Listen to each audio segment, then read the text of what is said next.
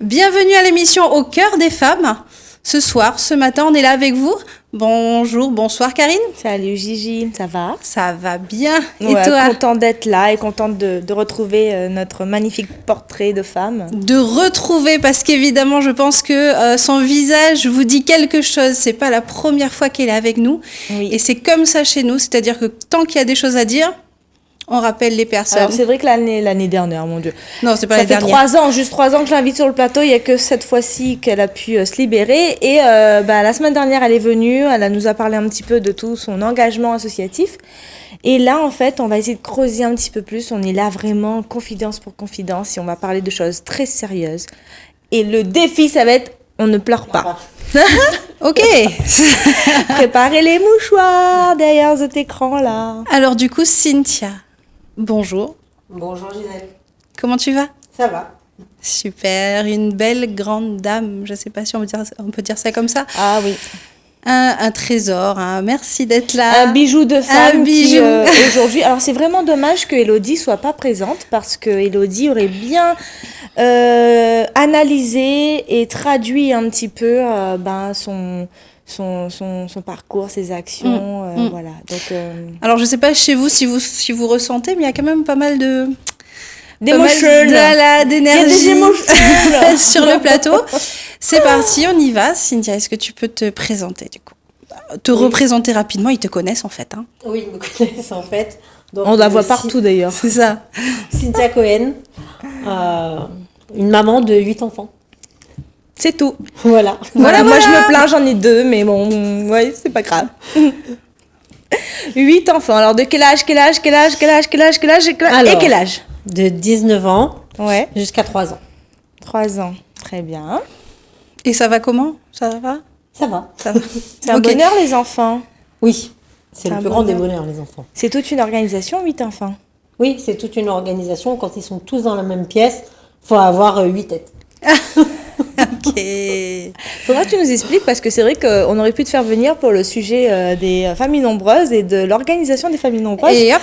Mais non seulement elle a 8 enfants, mais en plus, elle a 3 associations, mais en plus, elle bataille pour les autres, quoi. Enfin, je sais pas comment elle fait. Il va y avoir une autre émission, je crois. Du coup, on te laisse continuer, raconte-nous tout. Donc voilà, comme là on est dans le côté plus personnel. Oui. Je suis une ancienne victime de violences conjugales. Oui. Qu'est-ce que c'est? Donc la violence conjugale commence par un rien, c'est-à-dire ça peut être par des agressions verbales. D'accord. Et puis ça peut commencer par la simple claque. Et ça peut aller dans c'est parti jusqu'au couteau. Donc, alors, voilà. on va partir depuis le début, c'est-à-dire quand tu parles d'agression verbale, donc la maltraitance verbale, c'est quoi? C'est insulte, dénigrement? Au début, c'est peut-être pas des insultes parce que ça peut être un ton agressif. Ok. On a le droit de se mettre en colère, mais si gay puis écrire le mot. On a le droit de se mettre en colère, mais il y a des manières. D'accord. Et en fait, quand on est victime, on s'en rend pas compte. On a l'impression que c'est normal et que c'est naturel. D'accord. Mais après, c'est selon aussi le passé que l'on a pu avoir.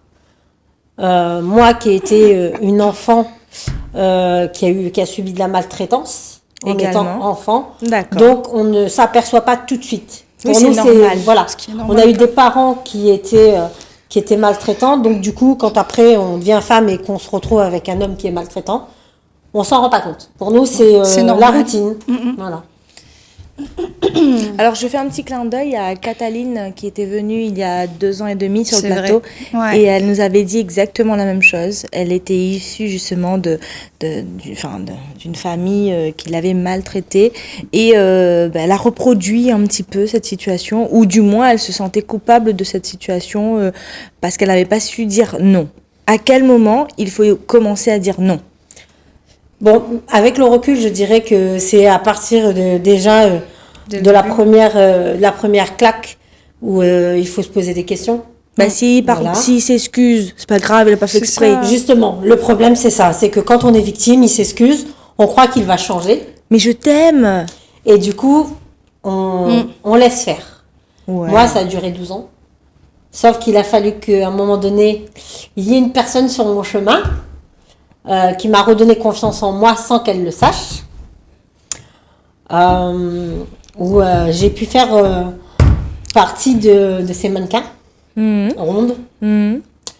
Et quand on est dénigré tous les jours, on ne se rend pas compte de son potentiel. Exactement. Et du coup, en fait, le fait de participer à ce côté mannequinat rond, de défilé et tout, on prend confiance en soi. On prend confiance en son image, en ce qu'on reflète. Et du coup, on nourrit un petit peu sa jauge, son estime de soi. En fait, quand on a des personnes qui sont face à nous et qui nous disent que finalement on est belle, alors que toute la journée on entend le contraire, qu'on nous dit qu'on a du potentiel, quand on met des vêtements et qu'on nous dit que ça nous va, alors qu'on ne se sent pas forcément bien, cette parole-là, elle est importante. Parce qu'elle peut nous donner un déclic de se dire, mais c'est pas normal en fait, finalement, ce que je suis bien à la maison. Parce que s'il y en a d'autres qui me disent autrement, c'est que ce qui se passe, c'est pas normal. C'est pas normal. Et donc cette personne qui avait confiance en moi savait que je devais partir donc à Miss Ronde Réunion. J'avais pu avoir des vêtements avec elle.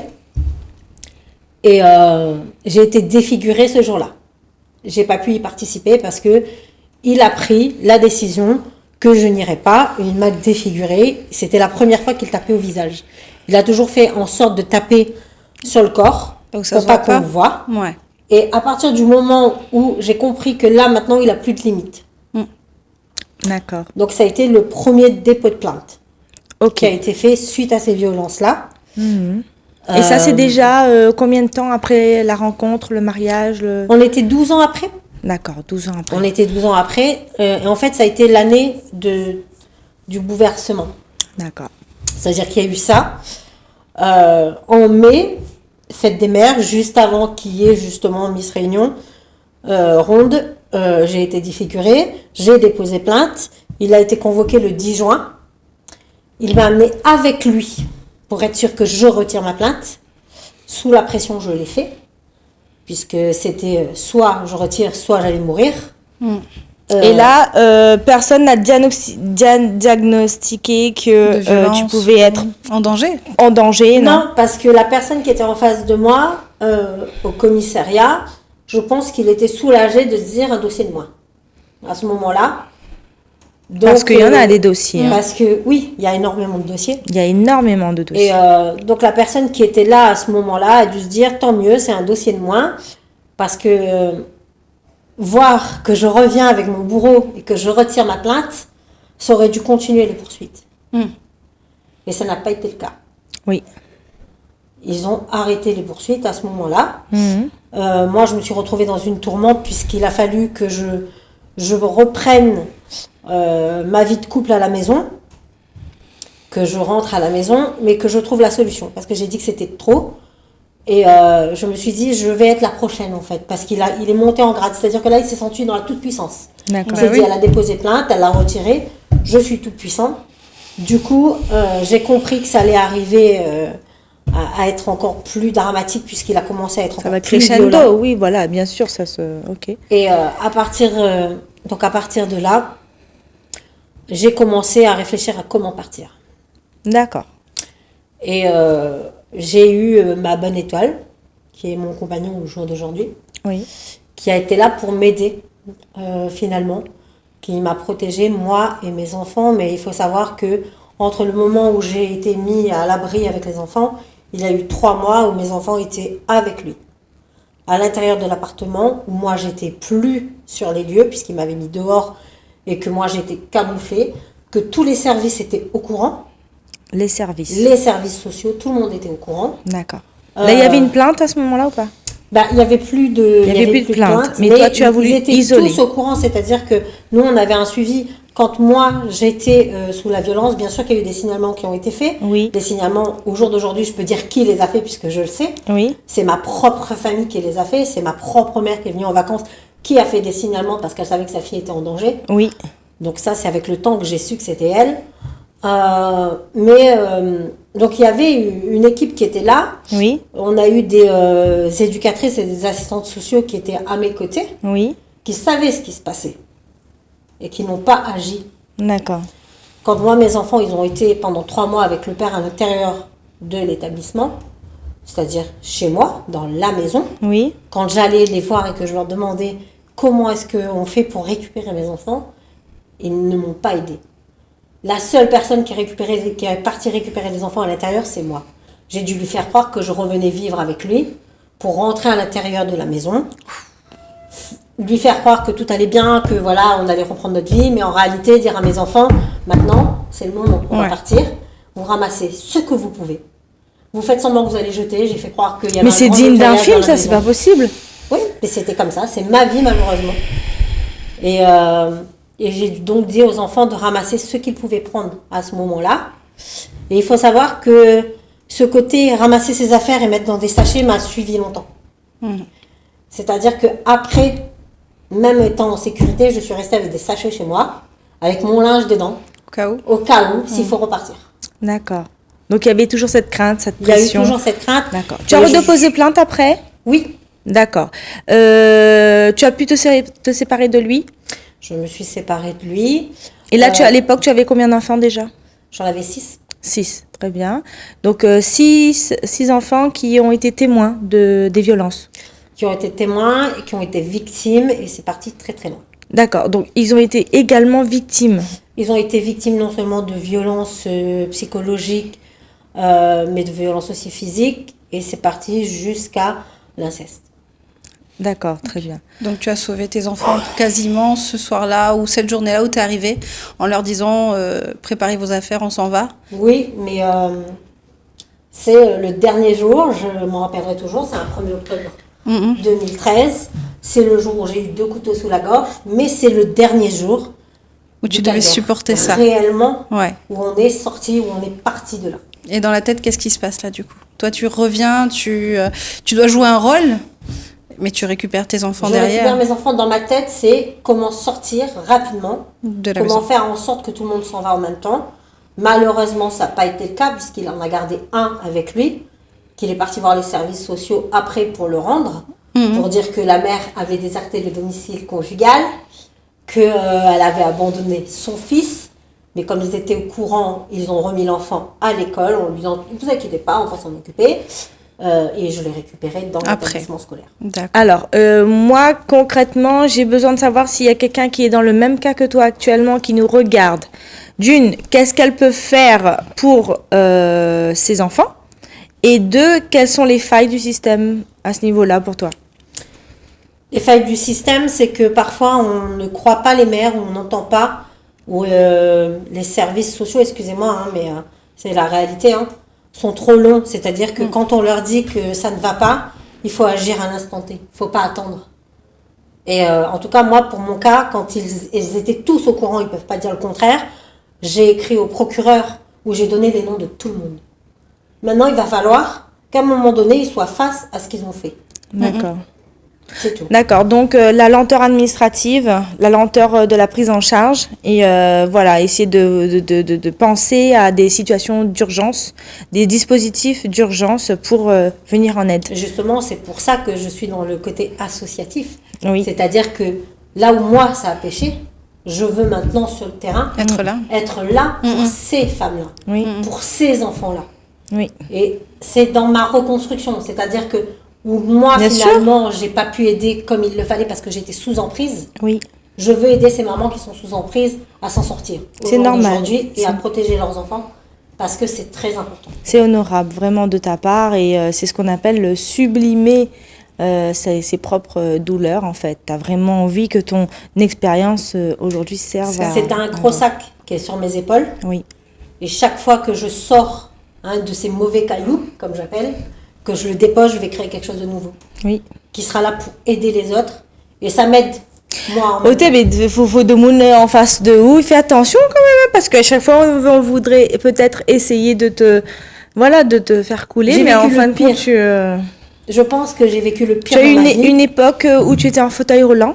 Oui, j'ai eu 2 ans et demi de fauteuil roulant.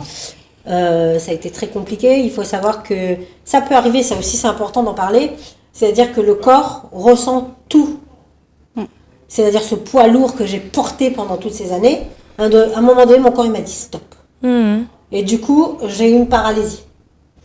On appelle ça la sciatique paralysante. Je me suis retrouvée 2 ans et demi en fauteuil roulant.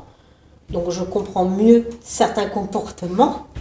Je sais ce que c'est que d'être en fauteuil roulant, je sais ce que c'est que d'aller faire ses courses, de ne pas pouvoir avoir accès en haut parce qu'on est obligé de prendre ce qu'il y a en bas parce qu'on n'y arrive pas.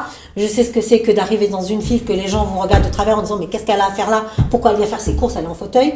Mais il faudrait quand même comprendre que c'est pas parce qu'on est en fauteuil roulant qu'on n'a pas le droit de faire ses courses comme tout le monde. Oui. Donc ça c'est des choses que moi j'ai pu subir quand j'étais en fauteuil roulant. Et au jour d'aujourd'hui, j'ai un œil différent sur les personnes en fauteuil roulant. Quand je vais dans mon supermarché, s'il y a une personne en fauteuil roulant, je vais m'arrêter. Je vais aller la voir, je vais lui demander si elle a besoin de quelque chose en haut, je vais lui prendre. D'accord. Donc voilà. Oui, c'est sûr que le comportement change parce qu'on est passé par là. Tu as vécu, c'est ça. Vécu, bien entendu. Mais dis donc, tout à l'heure, elle m'a demandé, Karine, je viens sur ton plateau, c'est pour dire quoi? Et pour dire, je veux que tu me parles de toutes tes vies. Mais alors, elle est en train de parler de toutes ses vies, vraiment. Mais du coup, toi, dans ta tête, est-ce que tu n'as pas eu un moment où tu te dis, mais pourquoi moi, en fait? Est-ce que, on dit souvent que les femmes fortes, c'est OK, déposer un genou à terre, mais se relever tout de suite après? Non seulement pourquoi moi, mais il y a tant de fois où j'ai voulu baisser les bras, où certaines personnes m'ont ramené en me disant non, il faut que tu continues. C'est clair que y en a. T'as des petites étoiles comme ça, des pépites qui arrivent des fois dans ta vie. C'est ça. Tu sais pas pourquoi, mais voilà, l'univers fait bien les choses. Nous, on aime bien l'univers. Après, on a 2, 3 dit bon Dieu, Allah, Bouddha. Voilà. Mais moi, il dit que quand tu es une bonne étoile et que tu fais du bien autour de toi, tu récoltes du bien. Et là, il y a un petit ange gardien qui est venu et qui t'a dit, vas-y, continue. Et tu as continué. Oui, j'ai continué. Mais de plus belle même, elle a plus que continué. Elle a monté une association, 2 associations, 3 associations. Elle est en train de monter des trucs. Elle fait parler, elle fait bouger les lignes, elle s'implique. Enfin, c'est juste magnifique. Après, il faut savoir que les violences intrafamiliales peuvent nous amener jusqu'au placement des enfants. Oui. Parfois, ça peut être vécu très douloureusement. Moi, j'en ai qui le sont encore actuellement. J'en ai 4 encore qui sont actuellement placés. Pourquoi? Parce que le vécu a été trop lourd. Pour toi? Alors, au départ, j'étais contre ce placement. Oui. Et ce qui est normal. Au jour d'aujourd'hui, avec tout ce qui a pu se révéler, c'est-à-dire que mes enfants, maintenant, j'ai compris qu'ils voulaient me protéger, qu'il y a beaucoup de choses qu'ils n'ont pas dit. Et finalement, pendant ce placement, ils ont pu parler. Ok. Ils ont pu dire. Donc, je prends le placement autrement. Ok. C'est-à-dire qu'au jour d'aujourd'hui, ça me permet d'avoir des temps avec chacun, de parler avec eux, de les aider à se reconstruire dans leur reconstruction. Oui. À eux. Oui. Personnellement. Alors que si c'était les 8 à domicile, j'aurais pas ce temps-là. D'accord. C'est impossible. Parce que quand on a 8 causes dans la maison, c'est impossible d'avoir un temps réellement pour l'enfant. Et tu as eu aussi du temps, du coup, pour te reconstruire, toi? Oui. J'ai eu du temps pour me reconstruire. J'ai eu du temps de voir où ont été peut-être mes erreurs, parce qu'il faut le reconnaître. Oui, une remise en question. Il faut se remettre en question. Il faut à chaque fois se dire, bon, ok, là peut-être que j'ai pas fait comme il le fallait. Mais maintenant, je vais faire en sorte que ça soit mieux. Et il faut pas hésiter à dire pardon à ses enfants, parce que parfois ils ont une colère contre nous, parce qu'ils se disent, bah, finalement tu nous as pas protégés, il nous a fait du mal. Et ça, il fallait, et je sais que s'ils auraient été à domicile, il y aurait eu peut-être des gros colères dans la maison, il y aurait eu des gros problèmes, sauf que là, comme ils sont placés, ils peuvent le dire. C'est canalisé. C'est canalisé, et on peut se dire les choses. Et moi, je peux, malgré tout, entendre ce qu'ils ont à me dire, et dire, bon, ok, là, je suis d'accord avec vous. Maintenant, on fera autrement. D'accord. Voilà. Donc, je comprends qu'ils ont pu se dire à un moment donné, ben maman, tu nous as pas protégés, papa nous tapait dessus, ceci, cela. Et ça, il faut savoir le prendre en pleine figure. Oui. Mais il faut surtout faire comprendre à ses enfants qu'à ce moment-là, je ne pouvais pas. Oui. Et que, autant que j'ai subi, mais que je suis d'accord avec eux. Je ne les ai pas protégés, je suis d'accord avec eux là-dessus. Et c'est pour ça qu'au jour d'aujourd'hui, je veux faire comprendre aux autres mamans. C'est important. D'accord. Ton témoignage est d'une importance incroyable, parce que souvent la maman reste parce qu'elle se sent coupable, parce qu'elle veut éviter tout ce que tu es en train de vivre et tout ce que tu as vécu. Donc la culpabilité, c'est un sentiment qui ronge tous les jours. Alors des fois on arrive à un carrefour, est-ce que on va, pour régler les choses, Et on enlève ce sentiment. C'est ça. Et on essaie de comprendre. Ou est-ce qu'on reste bloqué à se faire taper jusqu'à perdre la vie? Non, justement, il faut arrêter les choses. Donc, il faut déposer plainte. C'est très important. Même si on a peur, il faut savoir que quand on dépose plainte, on a l'impression que ça y est, on est entendu. Que ça y est, il y a les choses qui vont changer. Donc oui, il y a cette peur. On a peur. Moi, je sais que quand je devais aller déposer plainte, j'avais très, très, très peur. La peur, c'est quoi? C'est que quand il va lire, quand il va savoir que j'ai parlé... Arrête de taper sur la table, elle t'a rien fait, s'il te plaît. Il va revenir et il va s'en prendre à moi. Oui. Donc, c'était cette peur que j'avais le plus.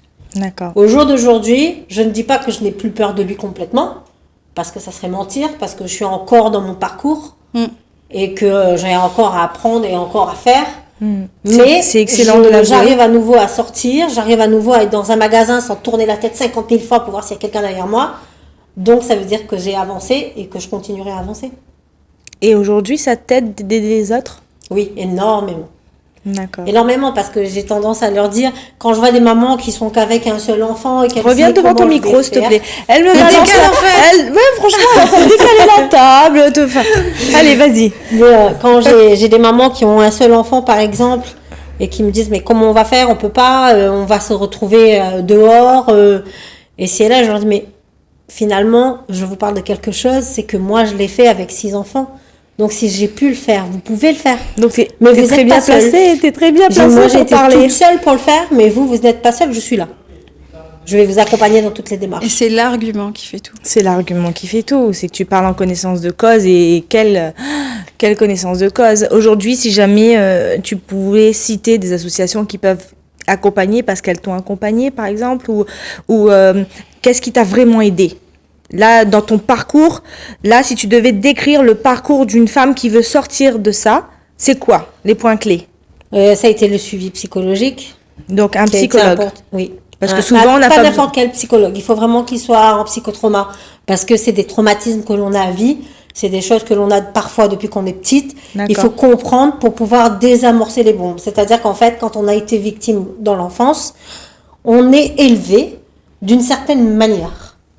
Et ça, il faut arriver, et il n'y a qu'avec des psychologues qui sont formés en psychotrauma qui peuvent vous expliquer ça et qui peuvent vous faire comprendre et vous dire, ben non, là, c'est parce que tu comprends dans ton enfance, il y a eu ça ou il y a eu ça. Et c'est pas forcément un psy tout simplement qui va le comprendre, c'est vraiment ceux qui sont formés en psychotrauma. Donc, comprendre pour accepter, guérir. Pour accepter, guérir et surtout toujours se remettre en question, c'est très important. D'accord. Donc, psy, ensuite. Ah, alors, déjà, il y a le psy, il faut savoir dire non, il faut savoir dire stop, il faut savoir s'en sortir et il faut savoir partir, c'est très important.